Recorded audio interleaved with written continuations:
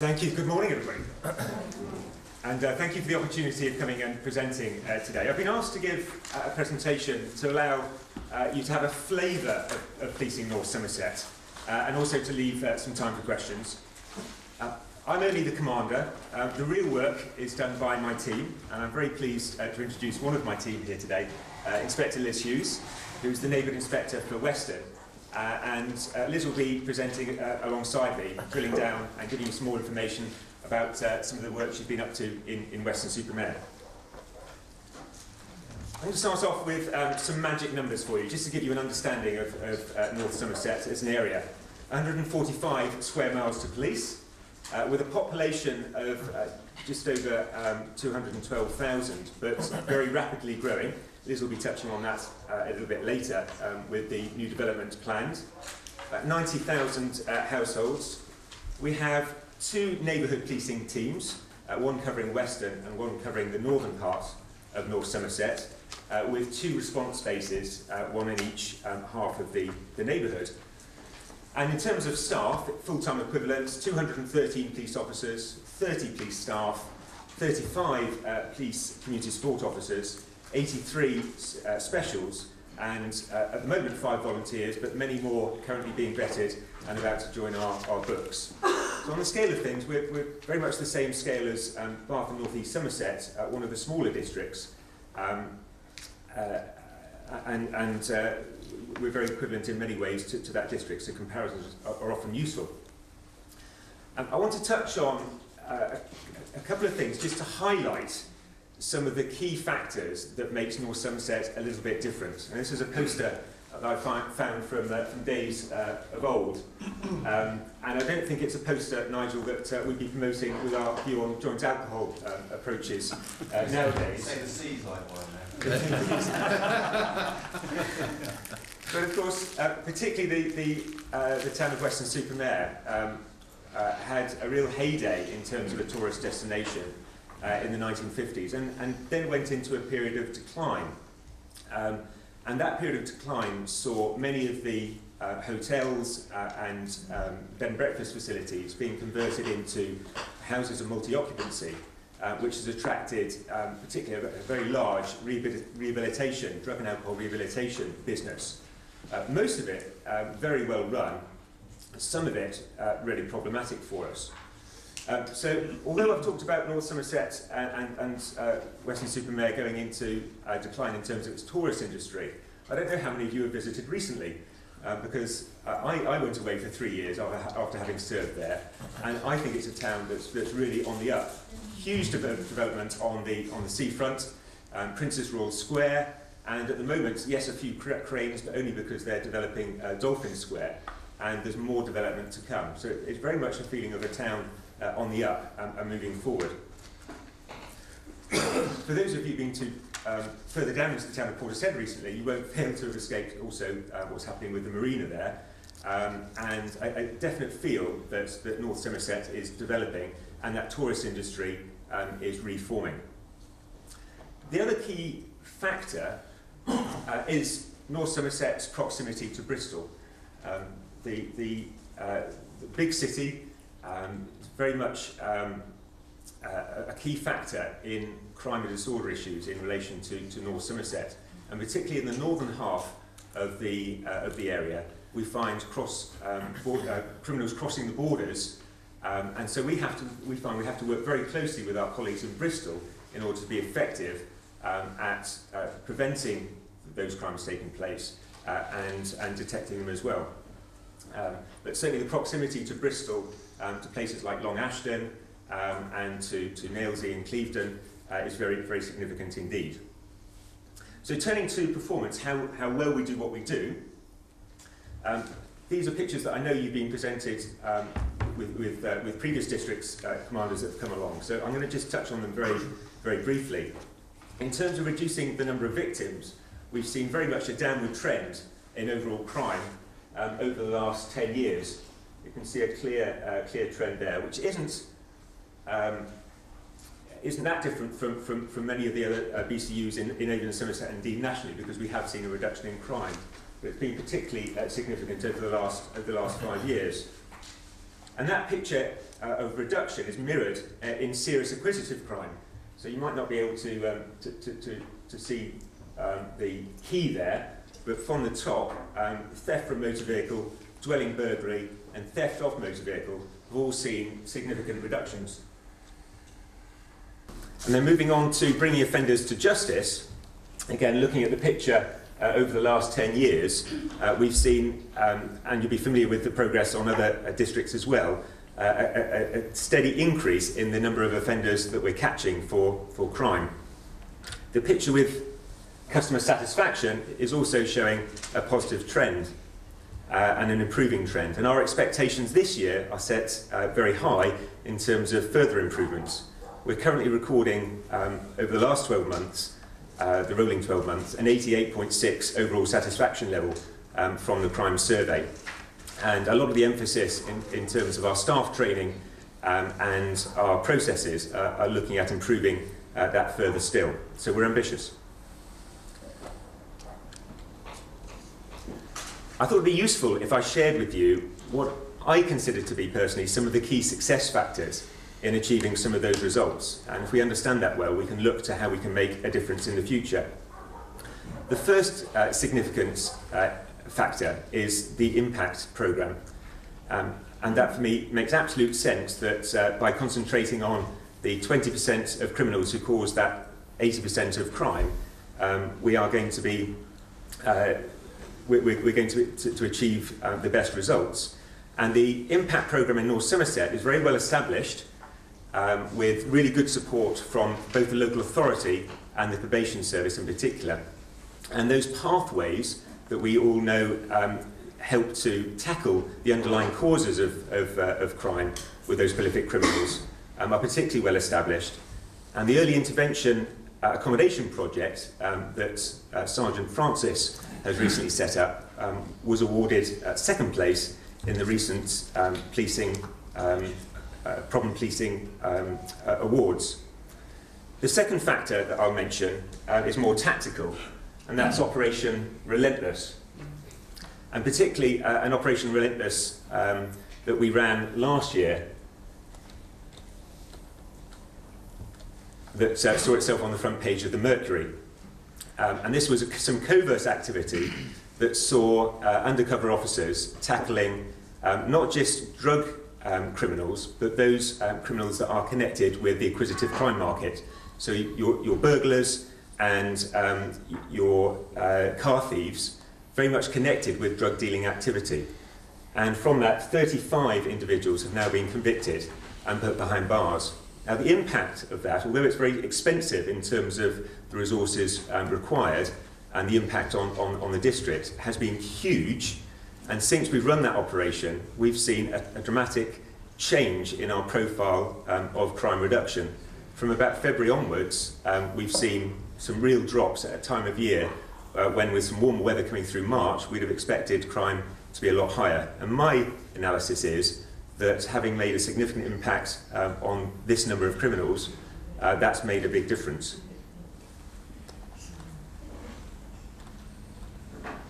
We've also partnered up with Bristol District in using the Victim and Witness Liaison Unit. So this is a unit that has specialised in victim follow-up to support the officers who are investigating crime. And they have developed a real expertise in understanding the needs of victims and being able to communicate all of the factors that the victims need to know. And it really goes down to a very low level. So even understanding somebody that's been a victim of burglary and the impact if they've had a passport stolen, for example, that they're able to give details of the passport office and where they can go and get help. So it's really drilling down and understanding the real needs of victims in a very professional way. And I think that's really supported our improvement in customer satisfaction. We've also driven, myself and my predecessor, Chief Superintendent Wozniak, have also driven a real emphasis on leadership and attitudes and behaviour. And this is very much in line with our force values, particularly being professional and friendly and interested. And we've run a number of leadership days and days with our staff to talk not just about the practical implications of policing or what you need to do, but also about how you need to do it. And for me, attitudes and behaviours are my number one top priority in supporting my staff.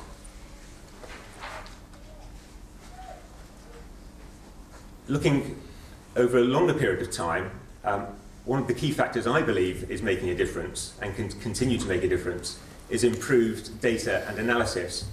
If we think back just 6 years ago, we were pushing around bits of paper, crime reports that were handwritten, really difficult to read, and were not well connected with our data systems. So the data that we had about what was happening out there was very basic, very high level, and very slow.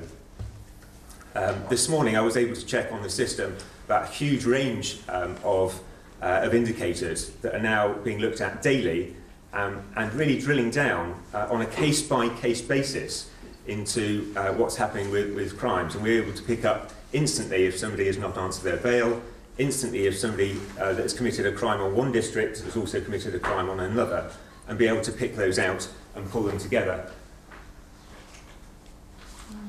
So the data has allowed us to be much more sophisticated in our approach, and I think has made a big difference in driving up performance. And finally, I'd like to mention problem solving and partnership approach, and particularly, and Liz is going to touch on some of the problem solving that she's been doing in Weston-super-Mare. But for me, if we try and do all of this work alone, it's just not going to work. And one of the successes that we've seen from working with partners, including the local authority, is a big investment that's been achieved from the local area agreement and from achieving the stretch targets. So the £2.5 million has been achieved over 3 years as a performance reward grant that has been put forward and invested in areas such as community alcohol outreach service, the domestic abuse service, and neighbourhood management. So you see a cycle of success breeding success.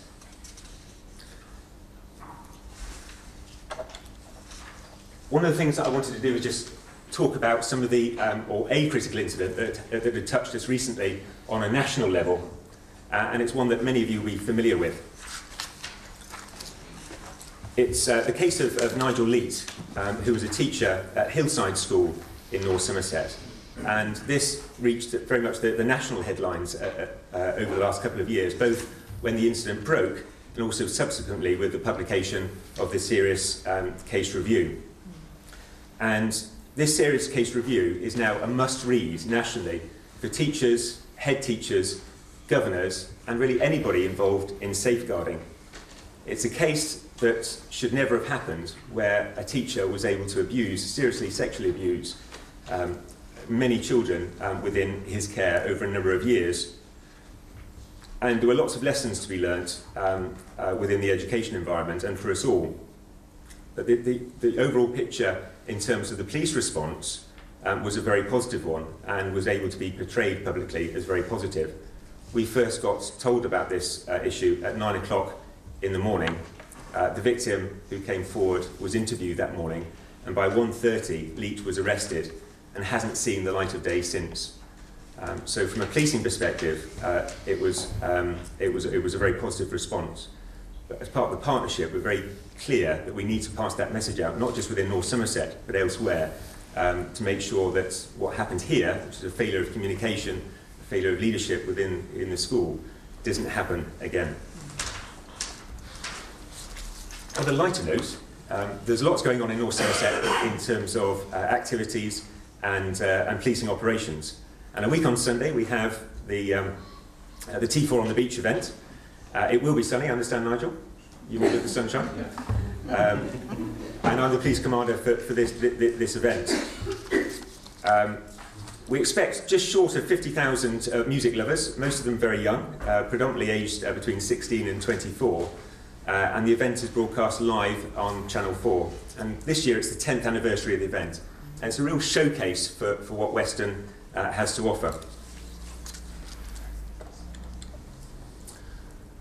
To to continue with different flavours, I wanted to give you an insight into the North Somerset estate, because it's something that, as taking over as commander nearly 12 months ago now, has been very much at the top of my agenda, looking at how in the current fiscal environment we can look to develop the estate over time.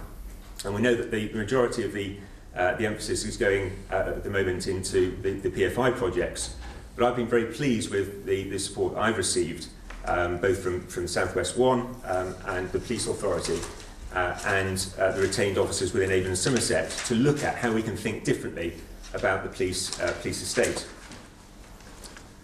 In terms of Weston-super-Mare, the police station there has got some health problems. It is suffering from both concrete cancer and rusting of the iron rods within it, so that police station has got a limited time span. And we've always been hampered by the Magistrates' Court building that's been attached next door.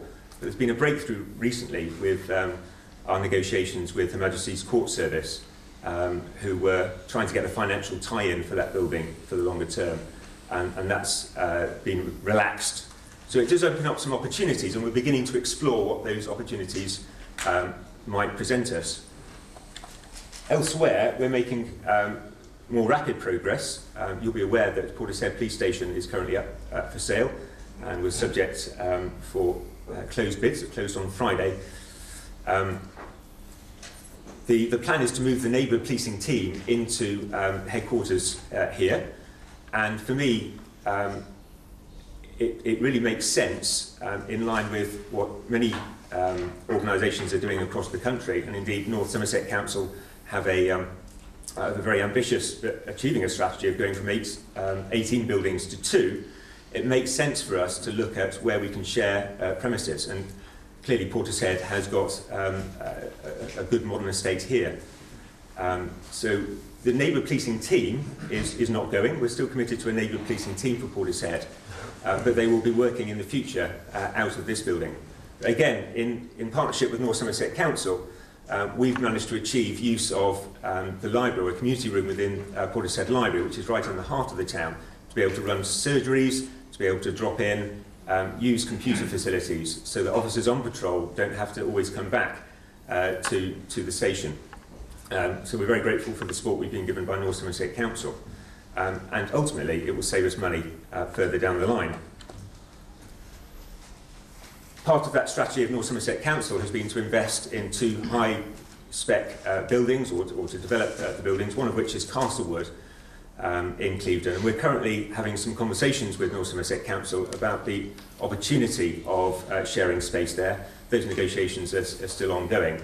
But we're trying to think creatively about how we can improve the lot of our estate and drive down costs and give a better deal for the public. And the last main police station there is Nailsea. The last subject I want to touch upon is some of the partnership work I've been involved in recently in the People and Communities Board for North Somerset. And this is one of the main boards under the North Somerset Partnership.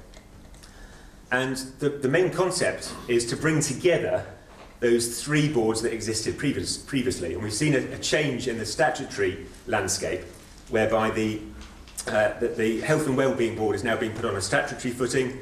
The Children's Trust, or as it is locally, the Children and Families Board, is being deregulated from a statutory board. And of course, the Community Safety Partnership. And we've taken a very bold step in North Somerset to merge the 3 of those together. And the idea behind that has been to recognise the linkages. And part of the measure for success for me is when you look round that new board and the table and the people around that table, and the person that's banging their fist on the table, challenging us all because we're not doing a good enough job for the victims of domestic violence, is somebody from the council.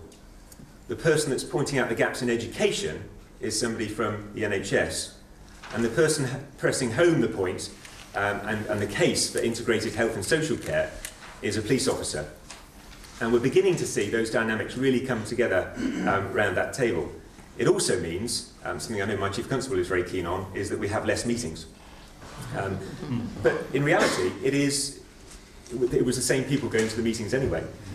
At the moment it's very early days, but it's something that we're finding is working very well, because the business is so interlocked, and the strategy needs to be linked. And it is a strategic group, it's not a tactical one. So people will say, how could you possibly have such a wide agenda? Well, the whole point is that for us is that it is a strategic group, and we should be joining those things together at a strategic level. We're determined with the People and Communities Board not to make it a talking shop, and we've set some very clear top priorities, which in Avon and Somerset speak would be top deliverables. And we've gone through a process and come up with troubled families, supporting communities to meet their own needs, including self-care and customer access to service, very much looking to how we can reduce demand in the future and get people to help themselves. And finally, alcohol. And these are all three issues that we feel we all have a stake in, we all want to make a difference in, and we all think can make a difference to the performance of the group as a whole. So, very early days, but some exciting developments for North Somerset. At this point, I'm going to hand over to Liz Hughes, who's going to talk some more about Weston-super-Mare.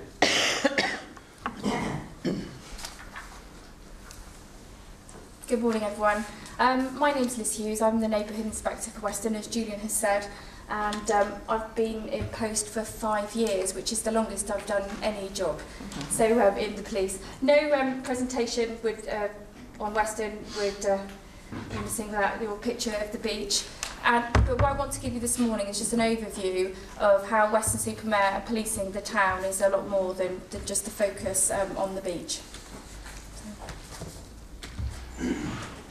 Okay, so the town that my neighbourhood area covers, as well as the centre of the town, also covers a lot of the outlying villages, Banwell and Winscombe, and actually is a really sort of different area with expanding business and residential locations, as Mr Moss alluded to this morning.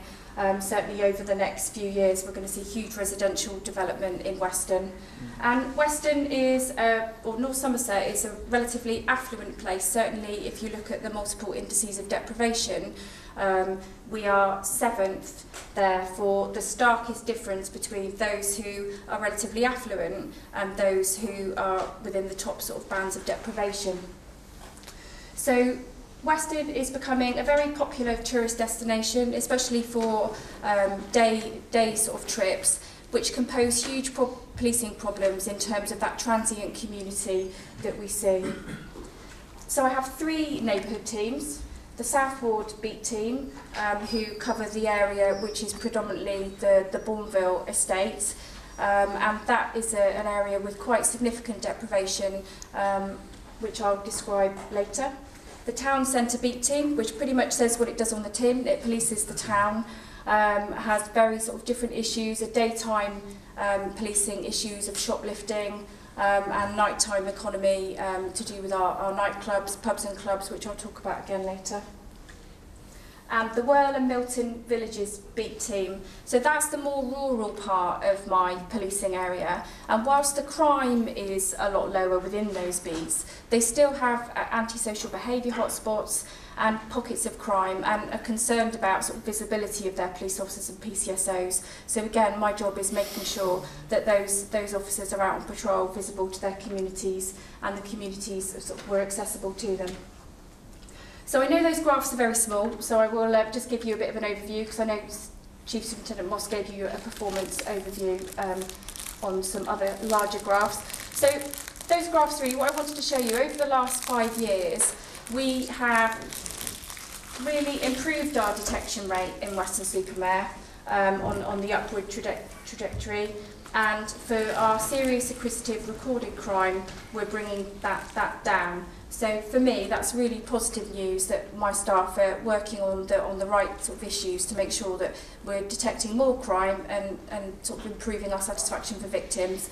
And also we're reducing our acquisitive crime, and part of that will be the covert work we've done as part of Operation Relentless. I just want to touch on the Bourneville, I mentioned the Bourneville having sort of quite large sort of areas of deprivation. Last year, the force did a lot of work on reducing dwelling burglary, and the Bourneville was highlighted as being one of the force hotspots for dwelling burglary, accounting for 10% of the whole of the North Somerset sort of burglary statistics. So one of my favourite things as a neighbourhood officer is problem solving. So we've got our analysts to look at the problem, and what we identified that was within the force hotspot, we actually had identified a hotspot within a hotspot. And it was a really, really small area. So it was really interesting to look at that area and say, why is this area having so many burglaries? What we identified was that we had a lot of repeat victims within that area, and we also had a lot of local offenders. So a lot of the offenders we had were living on the hotspot area as well. So my team, knowing their community really well, went out and we did something called an environmental visual audit, where we had a really good walk around the estate and identified whether there were any sort of buildings we could improve, lighting whether we could improve, prickly plants we could plant to make things a little bit inaccessible. And we also did a lot of work with the school children with something called Smart Water to get people to mark their property. And what we saw over the sort of the year was that we started to reduce the burglary. People were very, very reluctant to make statements to prosecute people, so we looked at other ways of targeting our offenders.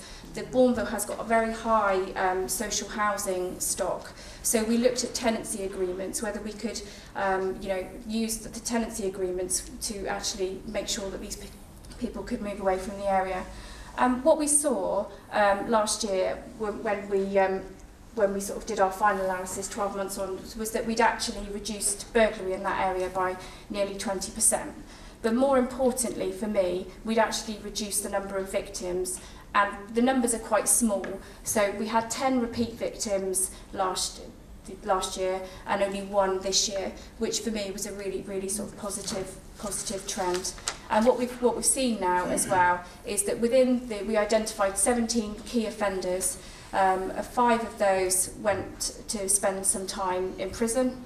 We had several ASBOs taken out on others, and of their associates we also managed to do some ASBOs and a housing injunction against one of them. So a real sort of very, very belt and braces look at the problem, and actually we managed to have some real success there. And that work will continue. It's not just something that we will do this year, it will be something we continue.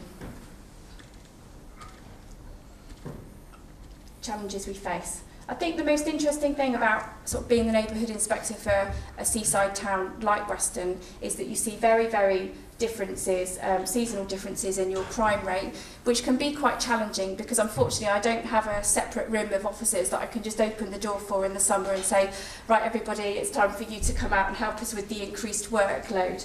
So it's very much about targeting, being smart with our resources, looking at those dates, looking at those crime trends that are going to cause us problems, and ask our force colleagues, either in the operations department, for support groups, mounted officers, and also the dogs and other resources to come and assist us with our peak summer weekends. And that we're very, very successful at doing that, which is really helpful. So 45% of my crime happens between April and August, and the significant thing for us is really our nighttime economy. And certainly Chief Superintendent Moss said we've got similarities with Baines District, but one thing where we really differ with them is our nighttime economy. They have a larger nighttime economy than us, with lots of student population, but very low sort of violence against the person crimes, compared with us, who really violent crime dominates our performance at Weston, especially with the nighttime economy, where violent crime rises on Friday and Saturdays, and almost a quarter of our violence happens between 10 p.m. on a Friday and 3 a.m. So there's lots of, again, problem-solving work going on to reduce that level of criminality. Working with partners is key to the neighbourhoods, and certainly Weston has recently become a business improvement district, which again will increase partnerships to make sure that we sort of start to reduce that using licensees and other sort of partners as well. So that's just a flavour of some of the work we've done at Weston. I could talk for a lot longer, but I know you've got a very, very long agenda. So I think this is where I hand back over to you. Well, there ends our presentation. Before I open up for questions, thank you, Liz. I want to say a thank you, because what I haven't mentioned, Liz and I haven't mentioned, is the support that we've had from the police authority. And I'm well aware that this is the last AGM of the police authority. But I wanted to say a very personal, heartfelt thank you for those who've supported me both in Bristol and in North Somerset, for Roz and for Kirsten. And that support has been very genuine. It's been challenging, which is just what I've needed, but it's been very hands-on and it's made a real difference. That support will be missed. It won't be forgotten. Thank you very much. Thank you, Julian, and thank you, Liz.